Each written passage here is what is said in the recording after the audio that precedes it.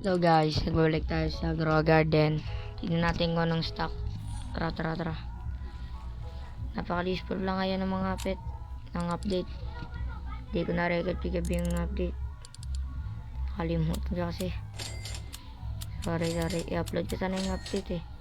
So, nalimutan ko. Tara, hatch mo. Tignan natin kung pwede na ito mag-hatch. Ito yung plan bagong ngayon, fruit ngayon. Ayan, ito na. Ay, 54 minutes pa guys. Yung iba 1 minute, 1 hour. Magantok. O, dyan, 20 yan na minutes yung iba. Yan, ito plan. Ito guys, napaka-useful yung pap ng ito. Itong pet, napaka-useful. Basahin nyo na lang. Tamad na ako. Napalaki yung pineapple, 1 billion lang ng kwenta. Naging 1 billion pa. Tara, hanap tayo. Nga pala, mayroon pa talaga tayo. Ang magandang fruit ngayon, ito yung bone ito, para makuha mo yung bone blossom. Dapat kompleto mo quest ko. Hihintay na lang ako 1 hour. Tsaka pwede ulit ako makakwest.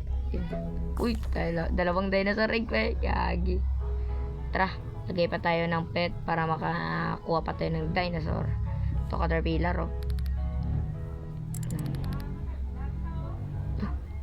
Hindi nakuha pa rin. Hindi yata. Teka lang, naglalag lang ata ako. Tignan na. Hindi talaga kinukuha ni Professor. Teka, hanap tayo ba? Ito, roaster. Yun na pala.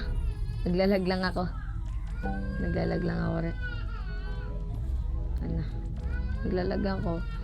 1 hour yan. Pagtapos ng 1 round, pwede kita makakuha ng dinosaur egg. Tignan yung mga egg ko dito. Tignan. Ito yung egg ko. Mythical, common, rare, uncommon, B. Okay, tama na. Tama na guys. Dinosaur egg ko, 3. Kasi natin kung nung pwedeng anara, kupal ito lang yung makukuha ka mo. Ito yung nakuha ko kanina. Ganda sana ko fossil mahirap kunin yan. Hindi pa rin pwede makatrade. Try natin mag-trade. Tayo parata eh. Teka lang. Try natin. Ito.